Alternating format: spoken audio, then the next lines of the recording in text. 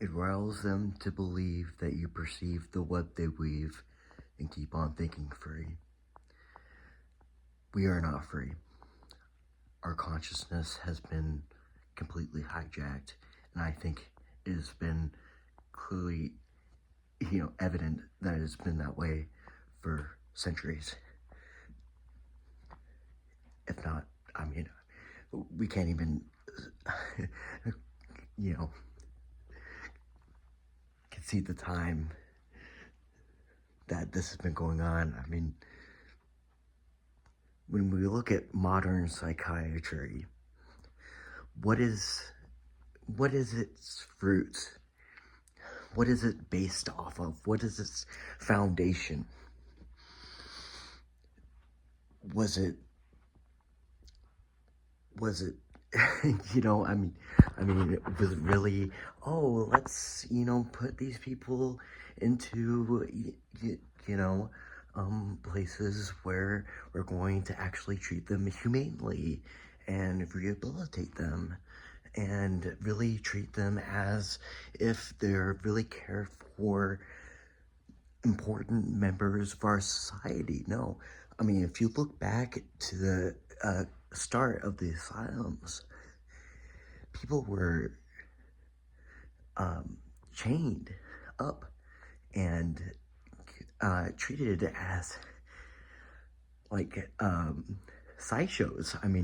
They even had people come in and view it as a circus, and the tortures and the mistreatments of the patients was just horrifically inhumane. And it was obviously to contain, sedate, and control them, because they didn't know what to do with them. Obviously, there was no intention for rehabilitation. That is our roots of our current psychiatric system. And here we can see the parallels today. And there's so many parallels. Oh, if only people could really consider and think about these things critically.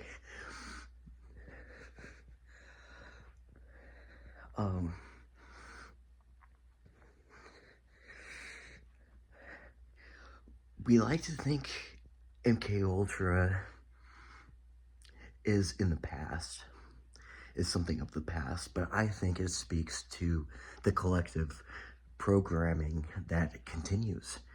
And we see it so evidently in psychiatry, because that is the basis for where people's consciousness and brain chemistry and brain just everything is being completely warped by horrific, damaging medications that are not healthy, that ravage the nervous system, the metabolic processes, the cognitive processes. It completely destroys a human being. It completely disables us. And these are being used as ways to contain, maintain, restrain the population. It's the section of, and it's based on eugenics. These are people they've deemed that they don't want. So in theory, evolution, if we can weed them out, we won't produce those kind of people, and so they're killing us, but under the guise that they are helping us. Come on. When you go into a facility and you say that you are not safe and that you need help and that you would like resources, it is very easy for you to get entrapped. because, I mean, you could come off as paranoid or psychotic or delusional if you don't want to immediately conform to the regime of their medications. And when you ask, well, can I get a list of side effects of these medications? No. You can look that up at home, but if you are contained in a psychiatric facility, you have no rights to do that. And if you do not take medication, they can go through and force it on you through a forced medication hearing, through commitment. I mean, it is sick. Why are they trying to sedate and tranquilize so heavily? I mean, these psychotropics are obviously not healthy in the short or long-term aspect at all. I mean, if you really want to talk about using in severe cases in the short term to quell psychotic episodes, fine, the risk may outweigh the benefit. But if you're talking, long-term usage, when we're seeing nothing being done in the means of other than tranquilizing, nothing is being done to really address the symptoms or address the circumstances that these people are in, and yet we will force them and hold them and put them in horrible situations in order to conform them and coerce them to take these medications. The programming of the facilities, the subconscious programming, the psychic programming, I mean, it is rewiring and population control.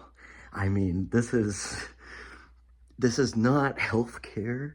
This is not done for our best intentions, This is done with, and they found a way to profit off of it. That's the really driving force. It's like, how is this something so inhumane allowed to continue? Well, our society has deemed it or justified it way before they even capitalized on it, because they deemed these things and these people as being needing to be tranquilized and sedated and secluded and killed off in eugenic theory. And we're still seeing that today. And it's very wrong, and I am so sick of having conversations with people who continue to justify this, because, I mean, come on. What's really changing here? Is this really humane treatment? Is this really rehabilitation? Is this really addressing people's life circumstances and symptoms in a productive way that is not going to leave them with horrible health, physical, mental health consequences down the road? I mean, the side effects are serious.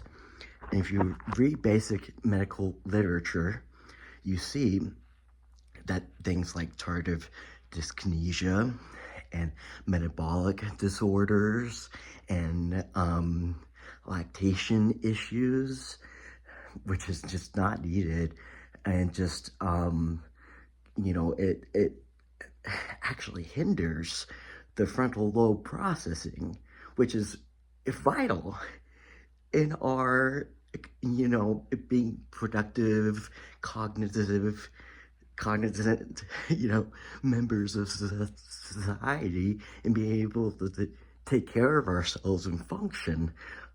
We're horribly just taking an ice pick, literally, and just going at it like a chemical lobotomy is a very, very well-known term. And I just wonder anyone's asking these questions and anyone's really wondering, where's the future of medicine really heading? Where's the future of these treatments really heading? Because it seems like we're doing the same thing over and over again and getting the same results, but they're benefiting it from it because they're profiting and they're controlling the population. But people are much worse off. People are being disabled by these things. People's lives are taken, and we justify it in the face of, well, we think this is modern science, but this is a pseudoscience, people.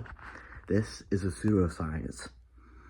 It is backed by experimentations for, in Nazi Germany, we have a lot of the psychiatric methods, or things they used in concentration camps, things they used on war prisoners. It's for containment, for tranquilization, for just collective control. I wish people would be having more of these conversations and really critically thinking about this, because it's affecting people so horribly, and so many people just take a blind eye to it, and it's really unfortunate. So that's my 2 cents for now, and yeah, consider that.